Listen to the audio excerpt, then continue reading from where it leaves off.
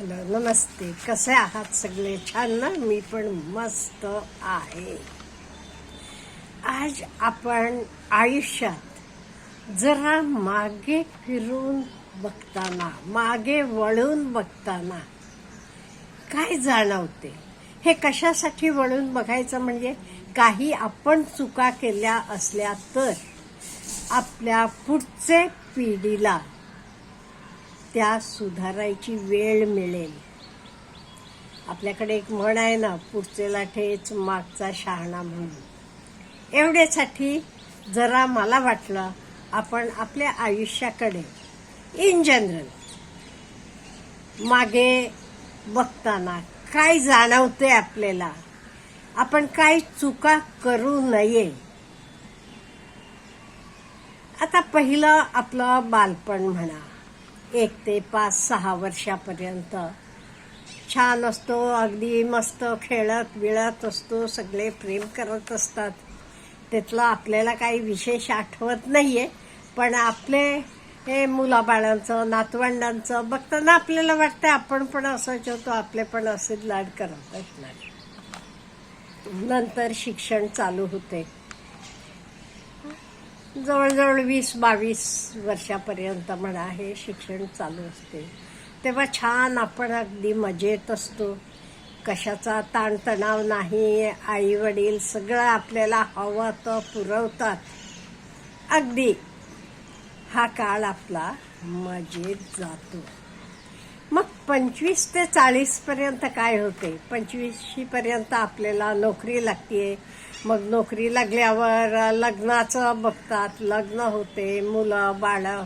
मग आपण मुलांची आपली शिक्षण म्हणा, घर करायचं, आपलं संसार, आपले ह्या सगळे घर संसारात बुडतो. आता महत्वाचं आहे पुढचं. 40शीचे पुढे गेल्यावर आपल्याला जाणवते, आता आपल्याला कोणी आपलं शिक्षण किती झालेलं आहे, तुम्ही काही रँक होल्डर होता का, टॉपर होता का, कोणी विचारत नाही. आधी आपल्याला किती कौतुक असते, मी गोल्ड मेडल विनर आहे, अमुक तमुक, खूप आपल्याला आपल्याबद्दल वाटत असते. पण आता आपल्याला वाटते अयो आता कोणच नाही, अहो जेमतेम पास होऊन लागलेला म्हणा, आपण काही फरक पडत नाहीये, शिक्षणाला कोणी विचारत नाहीये. आता ह्याच्या पुढे काय आहे, पैसा म्हणा, आपला सगळं घरदार गाडी बंगला ह्याचं विचार करतो. अहो आपल्या बरोबर शाळेत होता मुलगा, 10वी नापास झाला, मग मेकॅनिक म्हणून काम करायला लागला, आज तो कुठून कुठे पोचलेला आहे. म्हणजे 40शीला आल्यावर किंवा 40शीचे पुढे आपल्याला जाणवते इथे काही आपले शिक्षण अमुक तमुक काही फार महत्वाचं नाही. म्हणजे जीव तोडून लहान असताना कसं आपल्याला अगदी अभ्यासासाठी आईवडील मागे लागत होते, एका मार्कासाठी.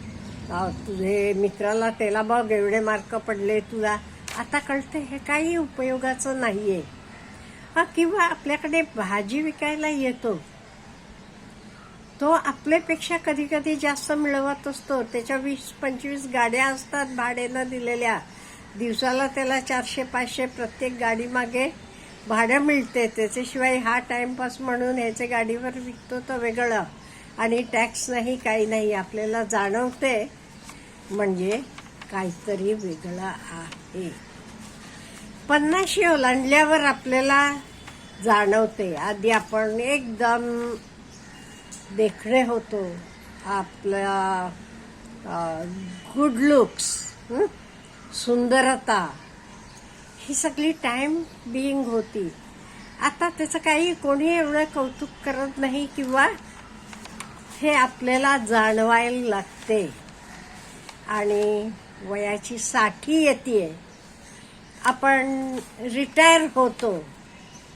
एकदा रिटायर झाल्यावर आपण बाहेर गेल्यावर रस्त्यावर आपला पिऊन चपरासी भेटला तरी आपल्याला तो नमस्कार करूया असं त्याला वाटत नाही.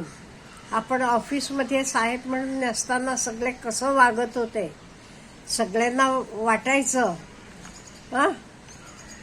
साहेब आहेत, त्यांच्या सहीला किंमत आहे. काही काही साहेब लोक असं पण बोलतात, माझे एका सहीनं तुला बाहेरचा रस्ता दिसेल म्हणून. त्यामुळे 60 नंतर एकदा रिटायर होऊन बाहेर पडल्यावर आपल्याला जाणवते तो रिस्पेक्ट होता, तो आपल्या खुर्चीला होता, आपल्याला नाहीये. तो रिस्पेक्ट खुर्चीचा होता. आज मी तिथून नाही, बाहेर पडलोय, रिटायर झालोय म्हटल्यावर कोणी पूर्वीसारखं मला मानत नाही. हे आपल्याला जाणवायला लागते.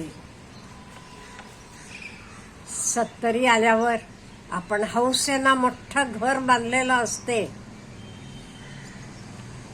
आपण एकटं असलो की आपल्याला संध्याकाळच्या वेळी सगळ्या जाऊन खिडक्या बंद करायला सुद्धा त्रास होतो का, चालायला प्रॉब्लेम होतो म्हणून, किंवा एखाद दिवस स्वच्छ करायला बाई म्हणा माणूस आला नाही की आपल्याला जाणवतं अयो नको होतं, राहायचे पुरतं घर असलं तरी बास झालं असतं. असं करता करता आपण 80 वर्षाला येतो. आता आपल्याला जाणवते आपले अकाउंटमधले पैसे, आपली प्रॉपर्टी काही उपयोगाची नाही. कित्येक वेळेला आपले डोळे समोर आपण बघतो, आपली मुलं ते पैसे उडवत असतील, आपल्या सर्वेंट्स म्हणजे कामाला असणारी माणसं ती मजा घेत असतील त्या पैशाची, किंवा आपले रिलेटिव्स आपली प्रॉपर्टी असेल, आपला पैसा असेल, ते सगळ्याचं सुख घेतात. आपण मात्र आयुष्यभर उद्याला असू देत म्हणून पै जोडून एवढं सगळं निर्माण केलं. मग वाटते नाही आपण चुकलो, आपण तेव्हाचे तेव्हा एन्जॉय करायला पाहिजे होतं. आपण नंतर करू मग करू म्हणून गेलो असं वाटते.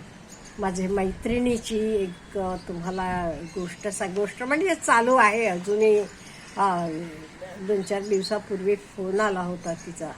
तेव्हा ती म्हणाली तिला शुगर खूप आहे, रोजचं इंजेक्शन आहे, रिटायर झालेले आहे, भरपूर पैसे मिळवले होतील, मोठी ऑफिसर म्हणूनच रिटायर झालेले आहे, तहसीलदार म्हणून.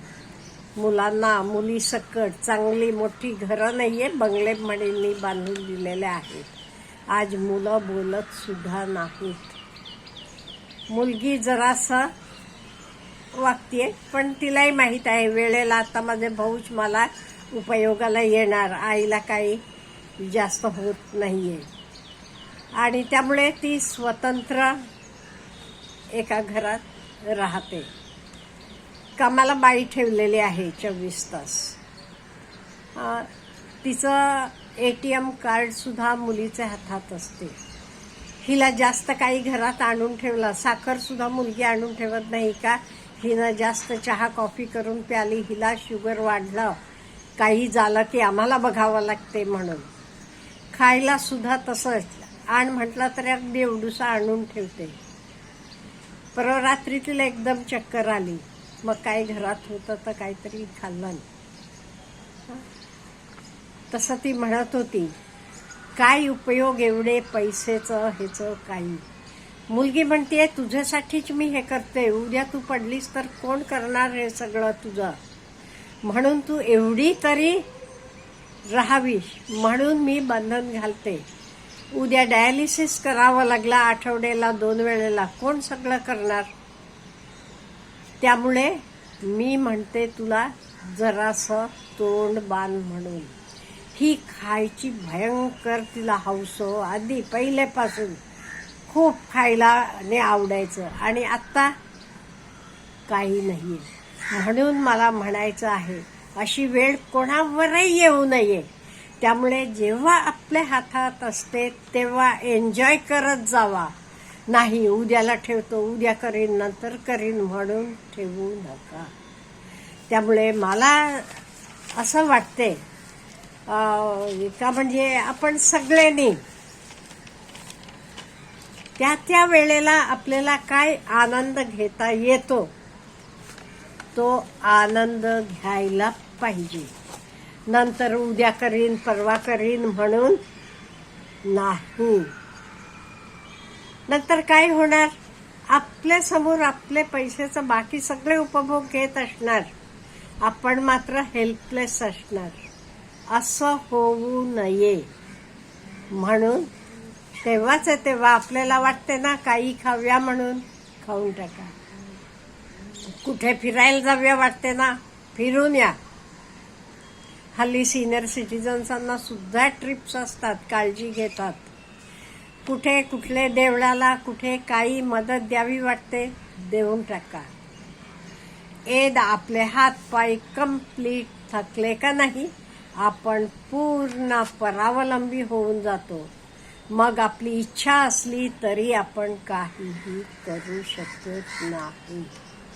आपल्याला काय म्हणायचं आहे प्लीज मला कमेंट बॉक्समध्ये कळवा. Have a good day.